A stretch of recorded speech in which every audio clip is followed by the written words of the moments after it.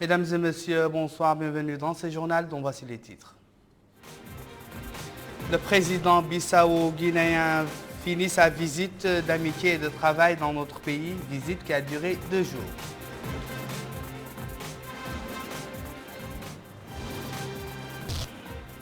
Le communiqué final au terme de la visite de travail et d'amitié du président bissau-guinéen met l'accent sur le renforcement de la coopération et la concertation entre les deux pays. Les Nations Unies dénoncent la décision de la Knesset israélienne de procéder à l'extension des colonies sur les terres palestiniennes.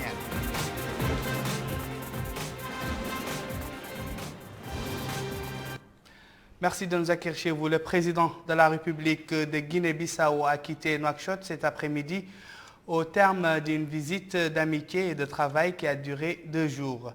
Visite au cours de laquelle il a eu des entretiens en tête-à-tête avec le président de la République, Mohamed Ould Abdel Aziz. L'hôte bissau-guinéen a été salué à son départ à l'aéroport international de Nouakchott-Mtounsi par le président de la République, Mohamed Ould Abdel Aziz. Les deux chefs d'État ont passé en revue les unités de l'armée nationale venues rendre les honneurs et écouter les hymnes des deux pays.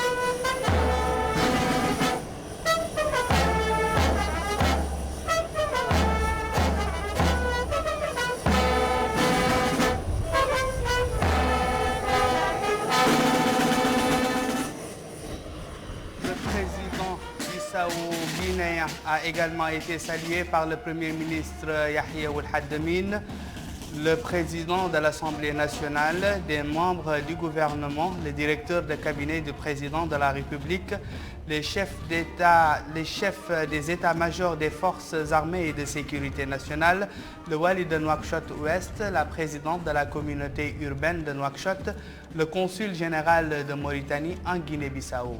Les membres de la délégation mauritanienne d'accompagnement étaient également salués par le président bissau-guinéen avant son départ. Il s'agit de M. Isselkou Ahmed Izidbi, ministre des Affaires étrangères et de la coopération, Nani Ould Chrouqa, ministre des Pêches et de l'économie maritime, Ahmed Ould Bahi, directeur de cabinet du président de la République, Seyyidina Ali Ould Jailani, président de la Cour des comptes, et Kam Djombar, conseiller à la présidence de la République. Rappelons que le président de la République bissau-guinéenne était accompagné d'une délégation qui comprend M.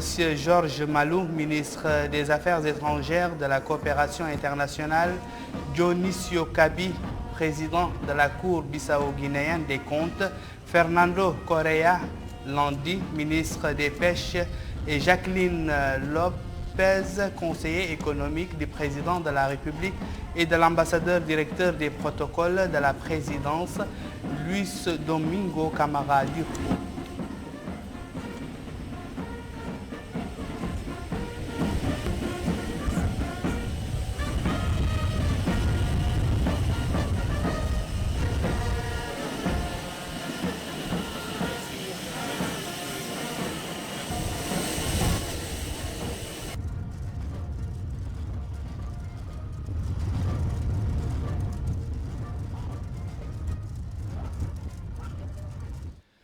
Le palais présidentiel a abrité aujourd'hui en présence du président de la République et de son homologue bissau-guinéen la cérémonie de signature du communiqué final sanctionnant la visite que l'illustre hôte bissau-guinéen vient d'effectuer en Mauritanie les 7 et 8 février.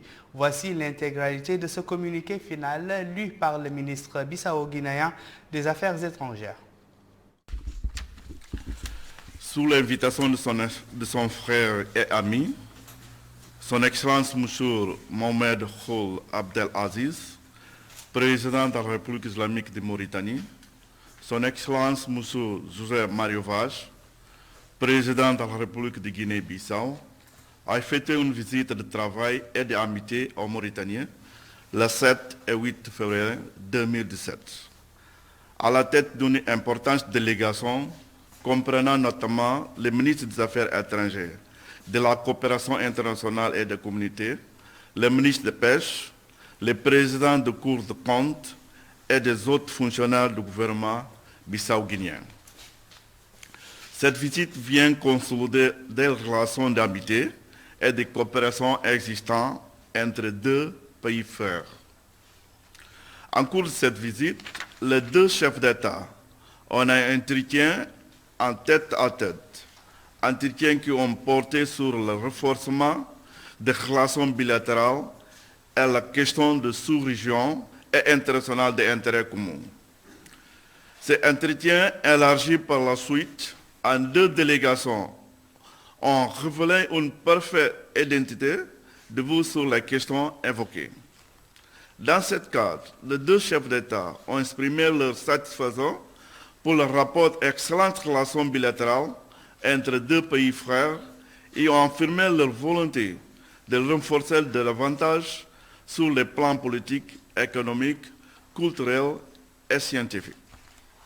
Son Excellence M. Mohamed Ould Abdel Aziz, le président de la République islamique de Mauritanie, a félicité son frère, Son Excellence M. José Mario Vaz, président de la République de Guinée-Bissau, pour ses grands efforts en faveur de la stabilité, de la paix et le développement durable en Guinée-Bissau et dans la sous-région. Pour sa part, Son Excellence M. le Président José Mario Vaz a félicité Son Excellence M. le Président Mohamed Ould Abdel Aziz pour le climat de stabilité, de liberté et de progrès économique et social donc junto à la République islamique de la Mauritanie. En plan régional, les deux chefs d'État se sont félicités de dénouement pacifique de la crise post-électorale en Gambie. À ces propos, les deux présidents ont salué les efforts conjoints de la CEDEAO, de l'Union africaine et de la ONU.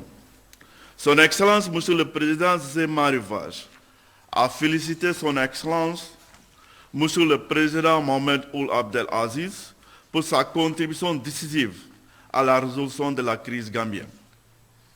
Les deux chefs d'État se sont félicités des décisions adoptées lors du récent sommet du G5 Sahel tenu à Bamako le 6 février 2017 relative à la paix, à la sécurité et au développement au Sahel. Les deux chefs d'État exhortant le partenariat malien à mettre en œuvre l'accord d'Alger pour la paix et la réconciliation nationale au Mali. S'agissant de la situation en Libye, les deux chefs d'État ont salué les conclusions de la dernière réunion du comité de haut niveau de la Union africaine tenue récemment au Brazzaville et appelant à partir libyen pour une mise en œuvre rapide de l'accord politique. À propos de la question palestinienne, les deux présidents ont salué à l'adoption par le Conseil de sécurité des Nations Unies de la résolution 2334 relative à la colonie en Palestine et ont réaffirmé leur attachement à la situation de deux États garantissant le droit inaliénable du peuple palestinien, notamment la création d'un État palestinien indépendant avec le capital en charge. Abordant la situation internationale, les deux chefs d'État ont appelé à réforme de le système des Nations Unies pour une meilleure prise en compte de la évolution moderne du monde. À ce sujet, les deux chefs d'État, réitérant leur soutien en conclusion du dernier sommet de l'Union africaine tenu le 30 et le 31 janvier 2017 à Addis Abeba. En termes de sa visite en Mauritanie, Son Excellence, Monsieur le Président José Mario Vaz, a exprimé ses vœux, remerciements et sa profonde gratitude à Son Excellence, Monsieur Mohamed Ould Abdel Aziz, Président de la République islamique de Mauritanie, au peuple, au gouvernement mauritanien, pour le chaleur, l'accueil et hospitalité en tant qu'Africain, donc et sa délégation ont été objet durant leur séjour en Mauritanie.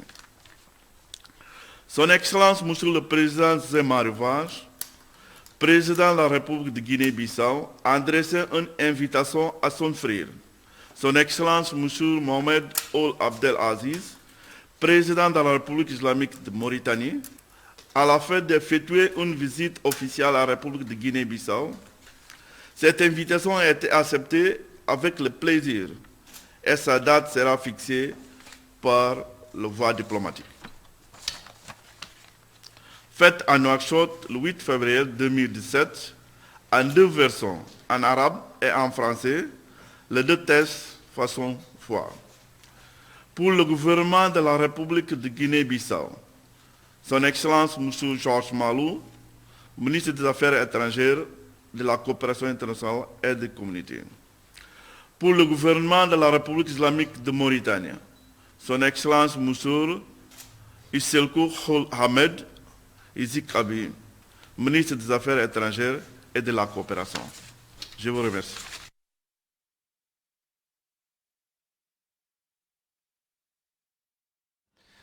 Le président de la République, Mohamed Ould Abdel Aziz, a eu aujourd'hui des entretiens tête-à-tête avec son homologue bissau-guinéen José Mario Vaz. Les entretiens ont été élargis par la suite aux délégations des deux pays et ont porté sur les différents aspects de la coopération fructueuse existant entre la Mauritanie et la Guinée-Bissau et les moyens susceptibles de renforcer la concertation et la coordination dans les espaces auxquels appartiennent les deux pays, ainsi que sur les questions d'intérêt commun. Les entretiens se sont déroulés du côté mauritanien en présence de M. Isselkou Ould Ahmed Zilbi, ministre des Affaires étrangères et de la coopération, Nani Ould Chrouqa, ministre des Pêches et de l'économie maritime, Ahmed Ould Bahi, directeur de cabinet du président de la République, Seydina Ali Ould Jeylani, président de la Cour des comptes, et Thiam Diombar, conseiller à la présidence de la République. Du côté bissau-guinéen, ont assisté aux entretiens M. Georges Malou, ministre des Affaires étrangères, de la coopération internationale et des communautés, Dionisio Kabi, président de la Cour des comptes, Fernando Correa Landi, ministre des Pêches, Madame Jacqueline Lopez, conseiller économique du président de la République, et l'ambassadeur directeur des protocoles de la présidence, Louis Domingo Camara d'Urpo. Le président de la République de Guinée-Bissau, José Mario Vaz, s'est rendu également à l'Office national d'inspection sanitaire des produits de la pêche et de l'aquaculture, ONISPA.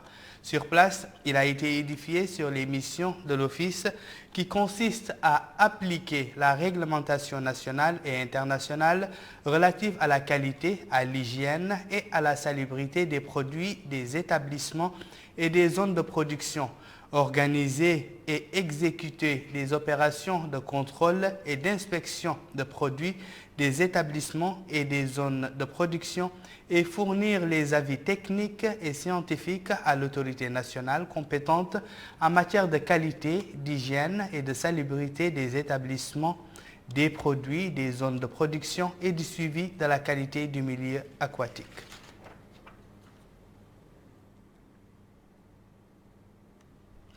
La République de Guinée-Bissau est un pays lusophone de l'Afrique de l'Ouest.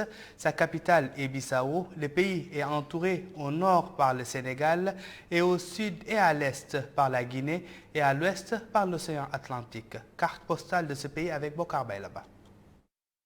La Guinée-Bissau est un pays d'Afrique de l'Ouest, baigné par l'océan Atlantique, limité au nord par le Sénégal, à l'est et au sud par la République de Guinée. Le pays s'étend sur 36 120 km² ayant comme capitale Bissau. La population est estimée à 1 693 000 habitants. Le portugais est la langue officielle du pays. La Guinée-Bissau a accédé à l'indépendance nationale le 24 septembre 1973. Le pays est dirigé depuis 2014 par José Maria Vaz à la suite d'une élection présidentielle pluraliste. Sur le plan économique, la monnaie du pays est le franc CFA. L'économie de la Guinée-Bissau se structure essentiellement autour de l'agriculture qui occupe entre 75 et 80% de la population active. D'ailleurs, le pays est le 6e producteur mondial de noix de cajou qui constitue la principale source d'exportation et de revenus du pays. À cela s'ajoutent d'autres cultures, celles du riz et du maïs. Le pays possède de nombreuses autres ressources naturelles. Bauxite, bois, phosphate et pétrole. À cela s'ajoute la pêche qui reste un secteur très dynamique en Guinée-Bissau. Le président du Sénat, Mohamed El Hassan Ould El Hadj, s'est entretenu aujourd'hui avec l'ambassadeur d'Iran dans notre pays, Mohamed Omrani, au sujet des relations de coopération entre les deux pays, notamment dans le domaine parlementaire. La rencontre s'est déroulée en présence du directeur de cabinet du président du Sénat, Sid Ahmed Ould Levrak.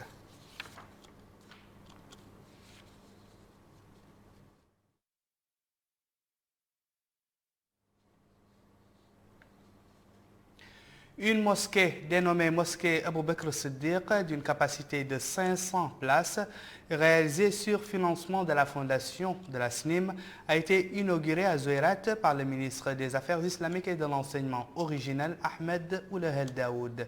Emina Abdelaziz. Cette mosquée dénommée Mosquée Abou Bakr Siddiq, inaugurée ici par le ministre des Affaires islamiques et de l'enseignement originel Ahmed Ould El Daoud à Zouérat, est d'une capacité de 500 places et réalisée sur financement de la fondation SNIM. Occasion pour le ministre de souligner que la mosquée va servir de centre de rayonnement scientifique et de lieu de vulgarisation des valeurs de tolérance et de fraternité au sein des fidèles, conforme aux directives clairvoyantes du président de la République, M. Mohamed El Abdelaziz, appelant à bâtir une société instruite, moderne, jouissant de la sécurité, du bonheur et imbibée des valeurs islamiques authentiques. Il a ajouté que la Mauritanie était toujours une tribune de diffusion du savoir et de la paix par le biais de ses érudits qui ont longtemps servi de messagers des sciences et de la connaissance de par le monde. Quant au maire adjoint de Zouérat, Melik Ould Biba, il a souhaité la bienvenue au ministre et mis en exergue le rôle primordial de la mosquée dans la propagation de la culture, de la paix et du centrisme. Ont assisté à l'inauguration le Wali de Trizamour et le Hakam de Zouérat.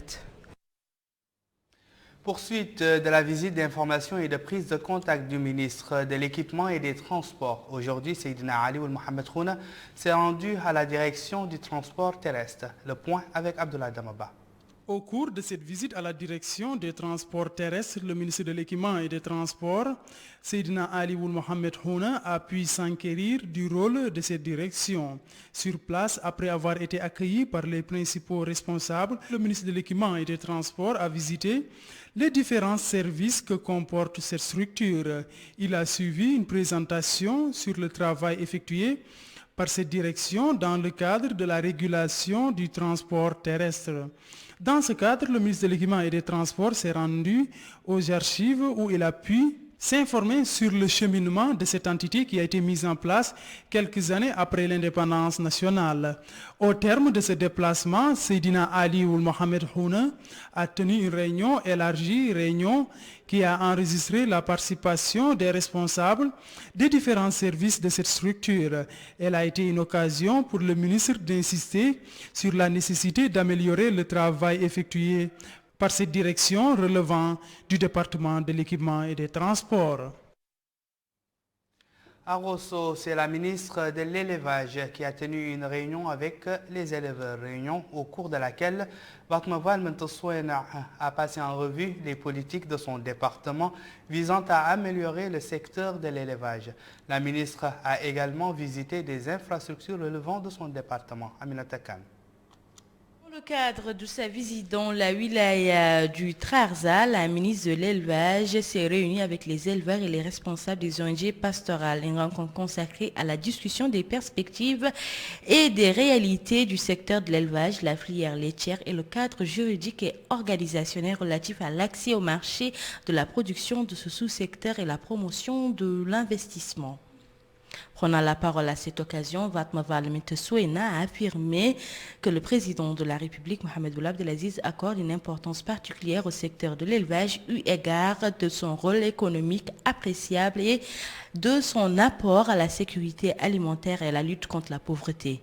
Le potentiel pastoral a été intégré à l'économie nationale, a indiqué la ministre, à travers le développement du système vétérinaire des filières animales conformément à la politique du gouvernement.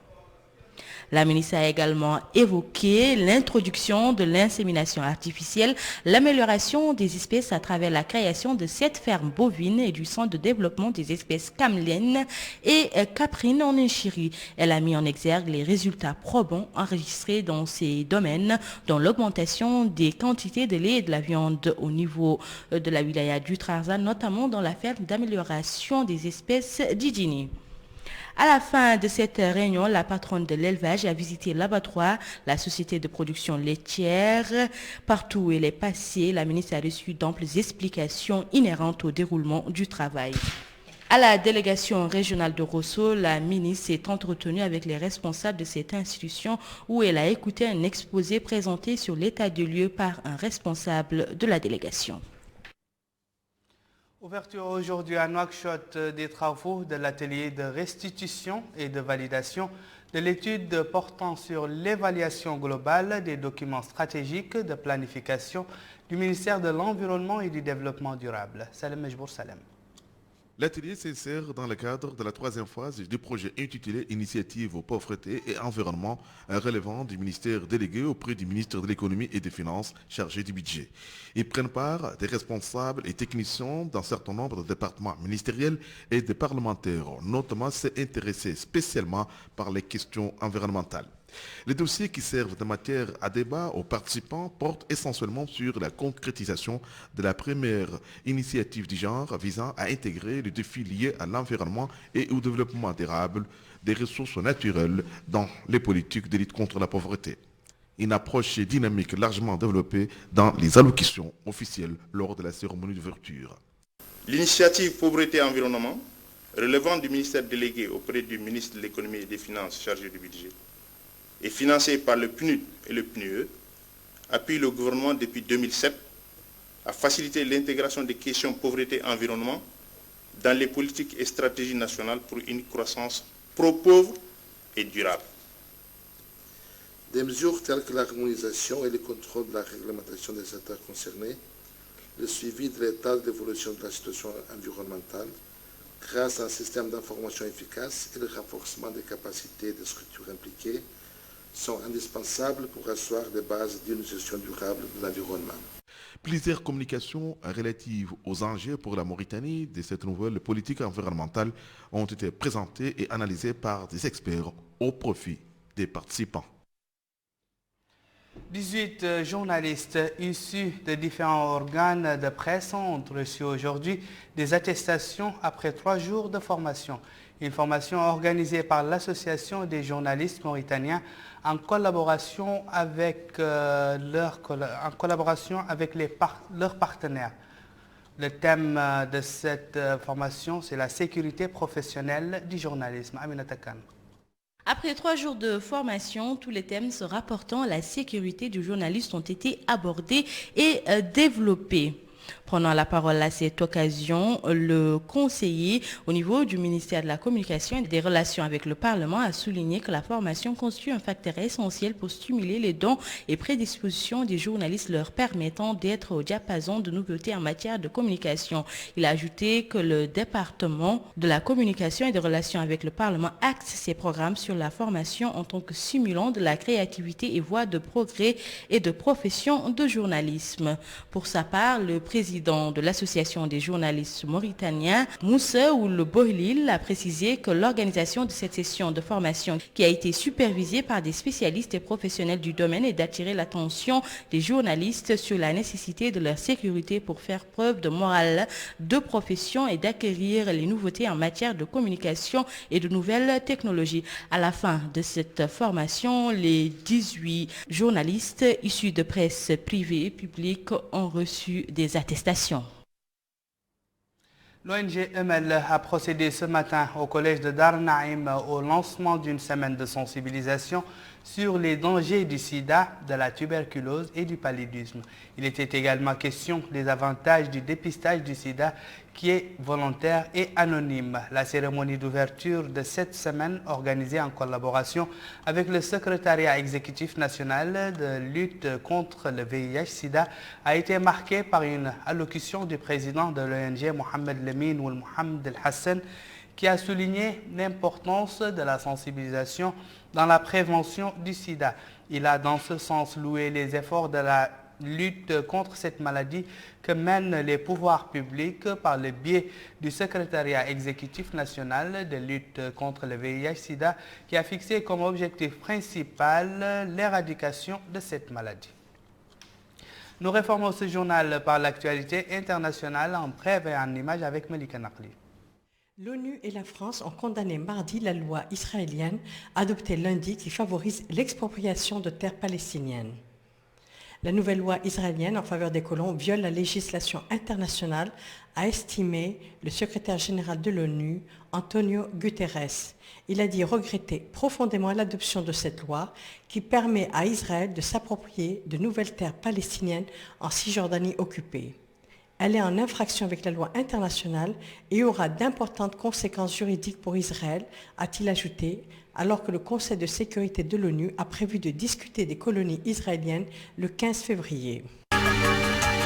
Un attentat suicide a de nouveau visé des fonctionnaires afghans mardi à Kaboul, faisant au moins 20 morts parmi les employés et les visiteurs de la Cour suprême, fauchés à l'heure de sortie des bureaux. Selon un bilan provisoire du ministère de la Santé, 41 personnes ont été blessées, dont au moins un enfant. Mais ce bilan pourrait s'aggraver, a estimé un porte-parole.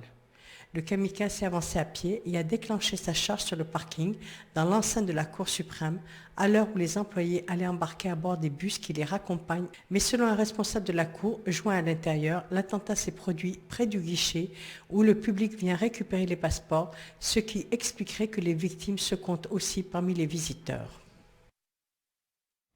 C'est la fin de ce journal, le rappel des titres. Le président bissau-guinéen finit sa visite d'amitié et de travail dans notre pays, visite qui a duré 2 jours.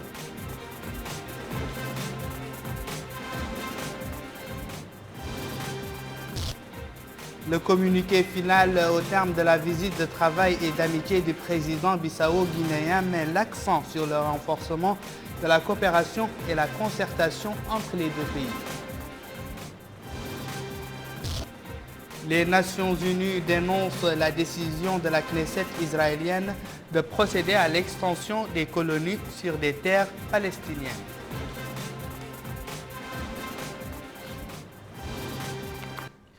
Où que vous soyez, merci de nous avoir suivis. Merci également de votre fidélité. Au revoir.